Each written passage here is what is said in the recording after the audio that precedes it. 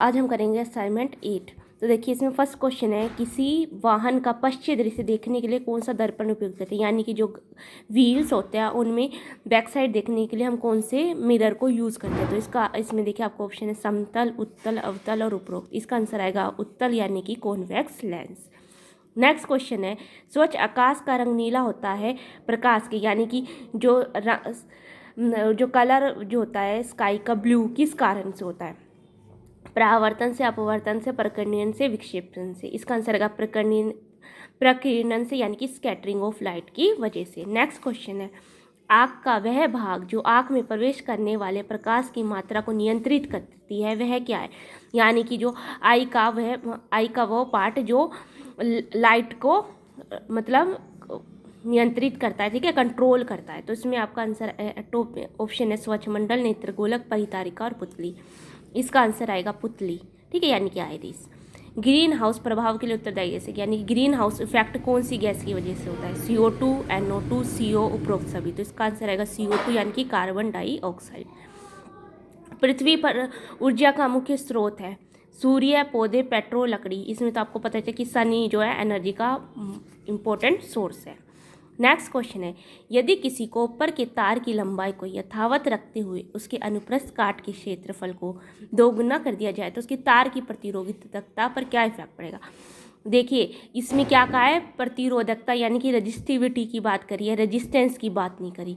तो क्या होगी, रजिस्टिविटी क्या रहेगी, सेम ही रहेगी, चेंज नहीं होगी। रजिस्टेंस चेंज होगा लंबाई, लेंथ और एरिया की वजह से, ना कि रजिस्टिविटी, ठीक है। नेक्स्ट क्वेश्चन है, मोमबत्ती के जलने पर जो ऊर्जा उसमें ऊर्जा तथा प्रकाश ऊर्जा में परिवर्तित होती है उस ऊर्जा का नाम बताइए। तो यहाँ पर आपका आंसर आएगा केमिकल ऊर्जा यानी कि रासायनिक ऊर्जा।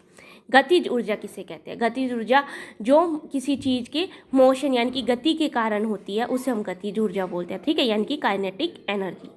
उन ऑक्साइडों के नाम लिखिए जो अम्लीय वर्षा के लिए के लिए होता है, यानी कि एसिड रेन की वजह से होती है। तो इसमें इसका आंसर आएगा जो सल्फर के ऑक्साइड होते हैं यानी कि सल्फर डाइऑक्साइड और सल्फर ट्राईऑक्साइड। इसका आंसर आ जाएगा। कोलिफॉर्म जीवाणु क्या, जैसे कि मैंने आपको बताया था कि इंपॉर्टेंट है कि कोलिफॉर्म वो बैक्टीरिया है जो ह्यूमन के इंटेस्टाइन यानी कि मानव की आंत में मिलता है। किस वजह से मिलता है, इसके अगर ये मिलता है तो इसका मतलब है कि पानी जो है स्वच्छ नहीं है, ठीक है, सीवेज वाटर है, इसी वजह से कोलिफॉर्म मिला है।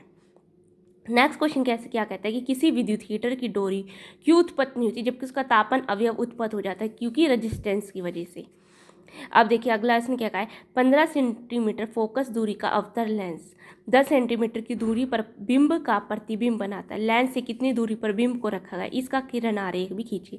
देखो यहाँ पे फोकस दूरी यानी कि फोकल लेंथ दूरी है, F दिया हुआ है, ठीक है, V दिया हुआ है, आपको U निकाला है। तो 1/F = 1/V माइनस का 1/U से आप U निकाल लेंगे। U निकालने के बाद आपको बिंब की दूरी पता चल जाएगी, फिर उसका किरण आरेख खींच लीजिएगा। नेक्स्ट क्वेश्चन है, किसी विद्युत मोटर में ऊर्जा के रूपों में क्या परिवर्तन होता है, ठीक है। तो आपका क्या आएगा, विद्युत ऊर्जा किस में परिवर्तित हो जाती है, यांत्रिक ऊर्जा में परिवर्तित हो जाती है, मैकेनिकल यानी कि इलेक्ट्रिकल एनर्जी मैकेनिकल एनर्जी में कन्वर्ट हो जाती है। नेक्स्ट क्वेश्चन है, विद्युत मोटर में निम्न के कार्यों का उल्लेख करना है।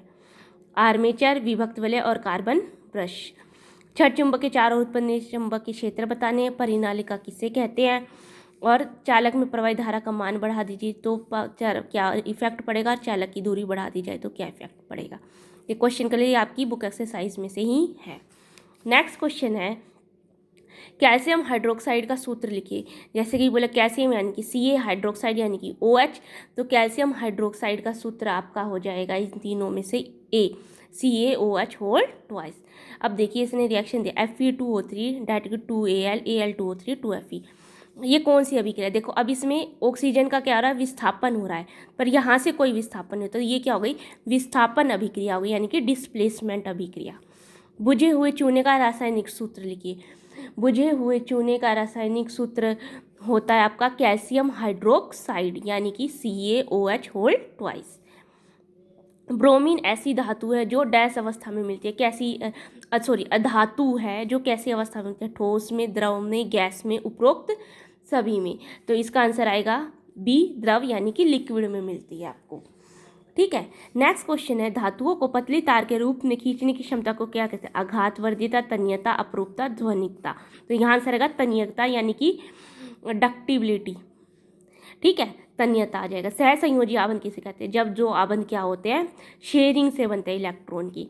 एकल सहसंयोजी आबंध क्या होगा? जिसमें एक इलेक्ट्रॉन का शेयर होगा। द्वि में 2 और त्रि में 3 इलेक्ट्रॉनों की क्या होगी? शेयरिंग होगी।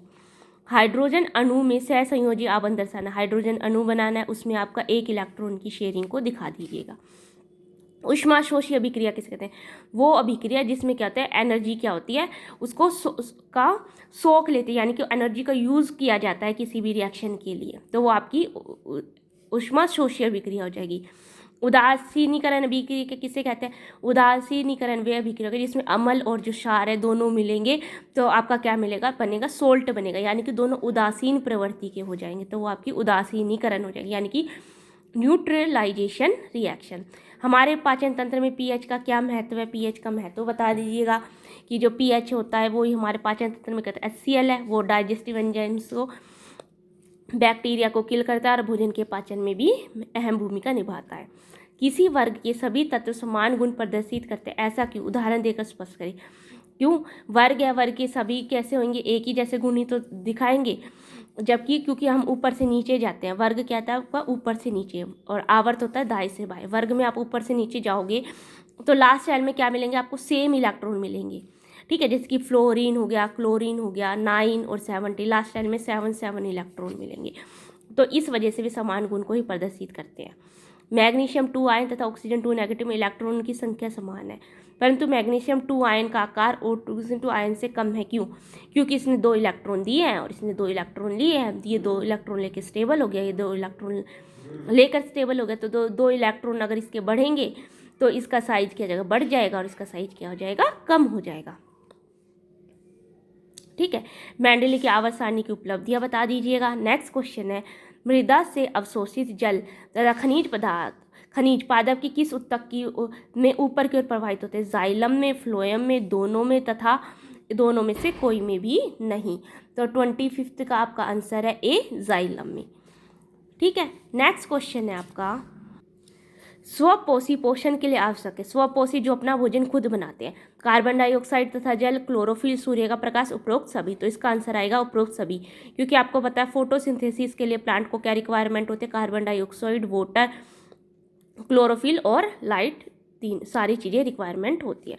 नेक्स्ट है, कायिक परिवर्धन में नए पौधे निम्नलिखित में से किस में पाए जाते हैं? ठीक है, तो देखिए किससे बनते हैं?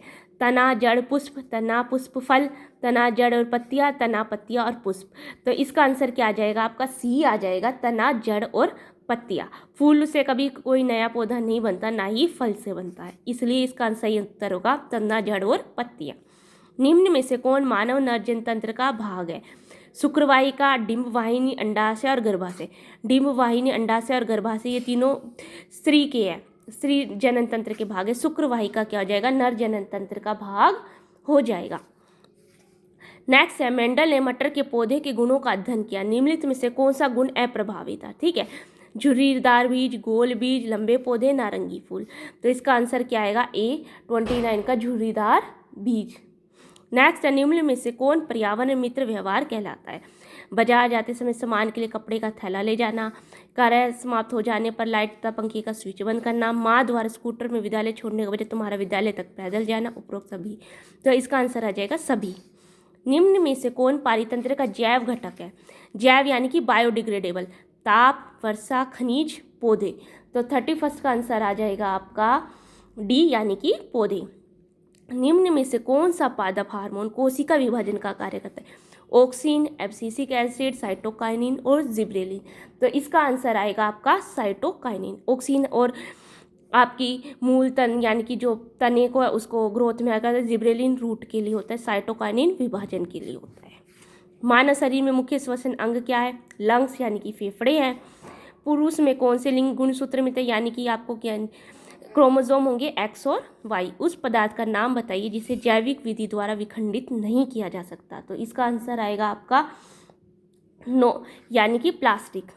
ठीक है। अनुवर्तन किसे कहते हैं? जो प्लांट में जो मूवमेंट होता है किसी भी प्लांट की, किसके थ्रू, किसी भी डायरेक्शन में जो मूवमेंट होती है वो आपकी अनुवर्तन हो जाएगी। एक लिंगी तथा द्विलिंगी पुष्प से क्या अभिप्राय है? यानी कि यूनिसेक्सुअल और बाइसेक्सुअल पुष्प फ्लावर के बारे में आपको बोला गया है। तो एक लिंगी जिसमें एक ही है, और द्विलिंगी जिसमें दोनों यानी कि मेल और फीमेल दोनों पार्ट, और एक लिंगी में सिंगल वन है। कायिक प्रवर्धन क्या है? कायिक प्रवर्धन जैसे कि आपको बताया कि जिसमें तने, जड़ या पत्तियों से ही नए पुष्प की क्या हो जाती है? वृद्धि हो जाती है। नेक्स्ट क्वेश्चन है स्वयं पोषण विषम पोषी पोषण में अंतर आप कर सकते हैं। वृक्क की गुच्छिका का ये भी कार्य कर सकते हैं। इन सबको कर लीजिएगा, ये आपकी बुक में 6 चैप्टर में दिए गए हैं।